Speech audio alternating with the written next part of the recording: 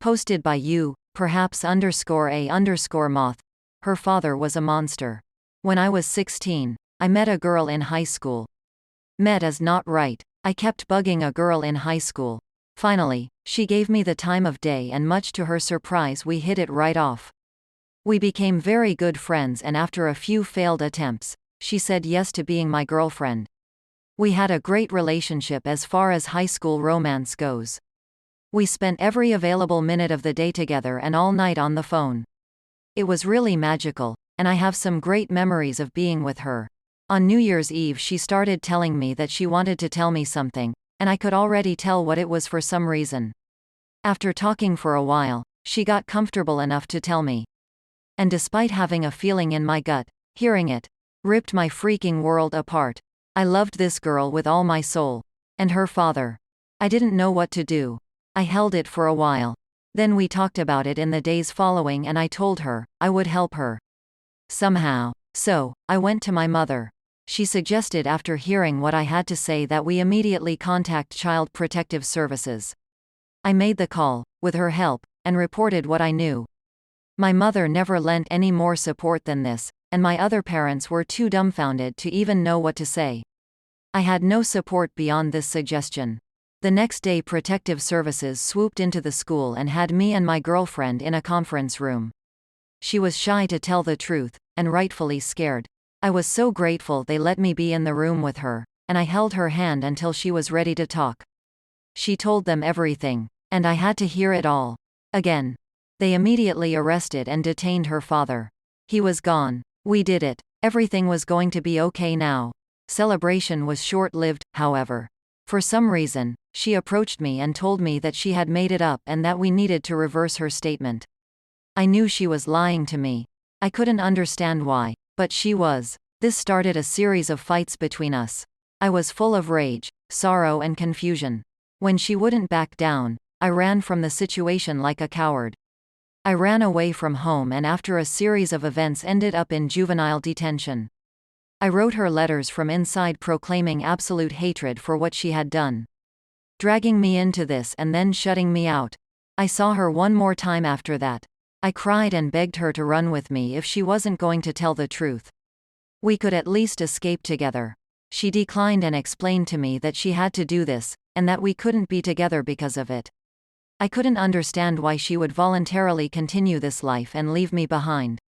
So, I tried to end myself. I almost succeeded. They found me lifeless in my room, and after multiple failed attempts to resuscitate me, they began declaring me. My stepfather begged them to try one more time, and they relented. They gave me another shot of epinephrine, and I fired off like a bottle rocket. I was wide awake and fully aware. It was terrifying. I remember the ambulance ride, but not much else. I woke up 3 days later on a ventilator. While recovering in the hospital, I asked for my girlfriend. Where was she? Would she visit? No, they told me. She would not. I think part of me gave up in that moment, on the idea of love and virtue. I learned later that my mother had told her to stay away out of concern for my safety. I never forgave her for this. I was devastated. They sent me to a residential treatment center to recover and get help, but they ignored me. No one would accept that I just needed her, and I would be fine. That I had lost love, and that's why I was sick. They fed me pills until I was quiet and sent me home 6 months later. I managed to get a hold of her and arranged to meet at our high school, and managed to get there under the guise of meeting with my English teacher for a goodbye and good luck meeting. My mother had withdrawn me from school, and I was not to return. I tried to move on with my life after this. Occasionally I had friends come over to hang out. But I mostly isolated in my room and smoked weed. I never left my mom's house. I was alone most of the time, and I preferred it that way. 2 years passed before I stopped being motionless. When I was 18, my friend introduced me to a girl, hoping things would change for me if I met someone new. I did like her, and we hit it off pretty well. We ended up dating, getting an apartment, getting pregnant, and getting married. I spent those following years just going through the motions, constantly thinking of her and if she was okay. I would indulge in constant maladaptive daydreaming. I was living a life with her in my head while feigning my marriage. My spouse was fully aware of this and hated me for it. And I hated her for hating me. It was a toxic and nasty relationship, and she was an awful mother. And I was so bitter and angry. I was full of hate and inconsolable rage. I was a shell of a person. And that shell was full of darkness. Finally, after 10 years, I don't know what clicked. But I knew I was out of time. It was now, or never. I abruptly told my spouse it was over, that we would divorce, and I would be taking custody. I got as far away as fast as possible, and we settled into a small loft in another city. My wife fled to another city as well, and barely showed interest in remaining involved in her children's lives.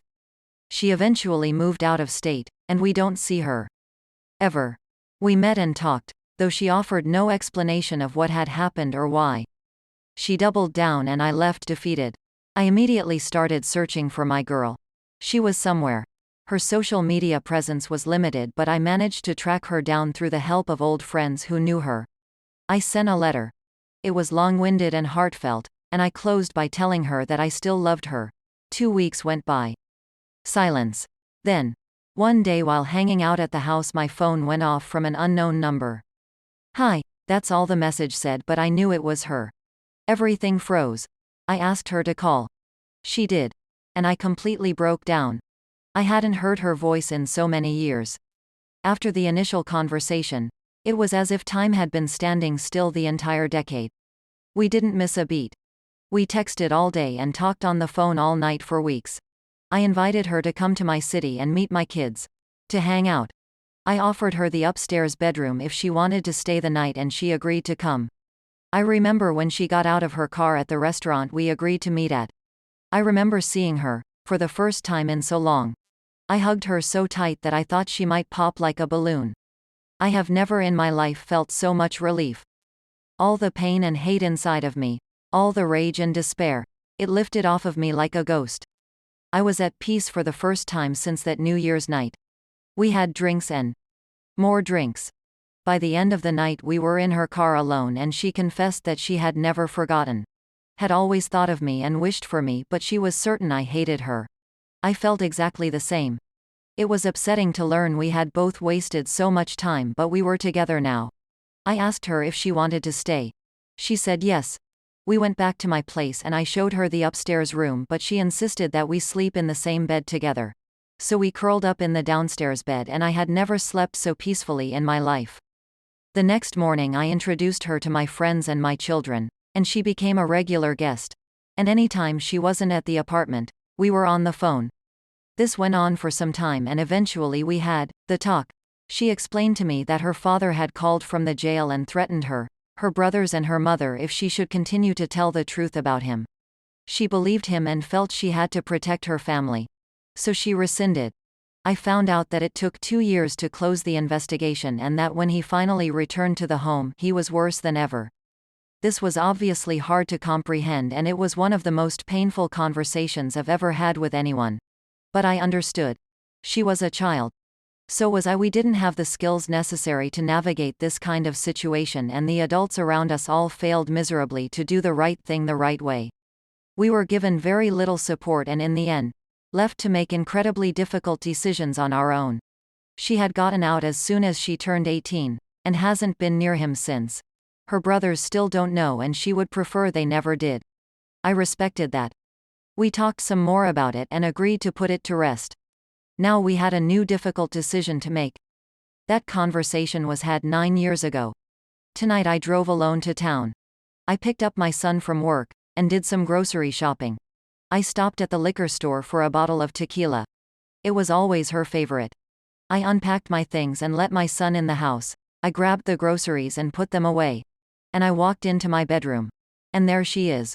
Waiting for me like always. As beautiful as ever. And out from behind her came our 3-year-old daughter, excited to see her daddy. We shared some chit-chat before it was time to put our little girl to bed. She's in the next room now watching some TV show about Vikings. We've been married for 8 years this December. We have a house with a nice backyard for our daughter and a big garage for me to play in. There's enough rooms for my other children, who are all close to moving out.